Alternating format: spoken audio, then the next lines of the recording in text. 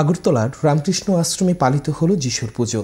সাধারণভাবে আমরা যিশুর পুজো বলতে বুঝি বড়দিনে গির্জায় গির্জায় প্রার্থনা সঙ্গীত, ঘণ্টাধ্বনি, কিন্তু এসবের বাইরেও একটু অন্যভাবেও আরাধনা হয় প্রভু যিশুর। আগরতলার রামকৃষ্ণ আশ্রমে হিন্দু প্রথায় পুজো পান প্রভু যিশু। প্রতি বছর ধলেশ্বর রামকৃষ্ণ আশ্রমে বড়দিনের আগের সন্ধ্যায় পুজো হয় যিশু খ্রিস্টের। ঠিক যেভাবে আশ্রমে অন্যদিন অন্য সব হিন্দু দেবদেবীদের পুজো দেওয়া হয়, ঠিক সেভাবেই বড়দিনের আগের সন্ধ্যায় পুজো হয় যিশুর। আশ্রমের মহারাজ মন্ত্র উচ্চারণ করে ফুল দেন যিশুকে। নৈবেদ্যে অবশ্য একটু অন্যরকম।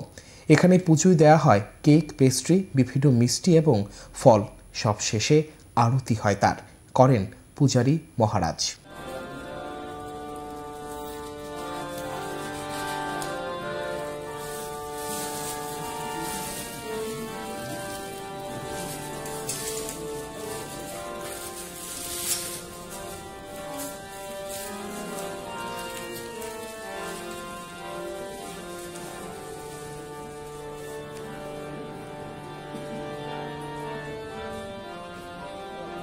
আশ্রমের অনেক মহারাজ আবার ক্যারল গায় এই সময়।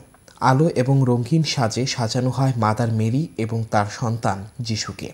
আশ্রমের ভক্তবৃন্দ ভিড় জমান এই সময়ে। পুজো পাঠ শেষে উপস্থিত ভক্তদের দেওয়া হয় প্রসাদ, তবে প্রসাদ হিসেবে খিচুড়ি বা ফলমূল না, তার পরিবর্তে মিষ্টি এবং কেক। রামকৃষ্ণ আশ্রমের মহারাজ জানিয়েছেন, রামকৃষ্ণ আশ্রম সবসময় সর্বধর্ম সমন্বয়ে বিশ্বাস করে। তা থেকেই সব ধর্মের সমান মর্যাদায় বিশ্বাস করেন তারা। সকল ধর্মের পুজো করি, সকল দেবতাদের, সকল দেবতা পুজো আমরা সম্মান করি। এখানে কোনো আমাদের ভেদাভেদ নেই। কবে থেকে এই আশ্রমে যিশুর পুজো হচ্ছে? এই ধলেশ্বর আশ্রমে কবে থেকে হচ্ছে এটা তো আমি সবে নতুন এখানে এসেছি। এই আশ্রমটা প্রায় 25 বছর হয়েছে।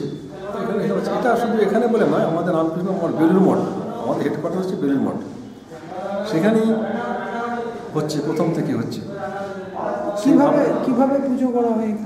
আমাদের এখানে যেভাবে ভগবানকে আমরা পুজো করি, নৈবেদ্য যেভাবে বা যিশুর যেগুলোকে আমাদের যে কেক টেক এই ধরনের যে সমস্তগুলো অফার করে দেওয়া হয়, আর আরতি করা হয়, সবই যেমন স্বাভাবিক পুজো করা হয় সেভাবে পুজো করি। আমাদের মহারাজারা কেউ কেউ ক্যারল গান করেন, আমরা যিশুর সাথে আলোচনা করি। অভিজিৎ রাহার রিপোর্ট, চ্যানেল 3 রাত।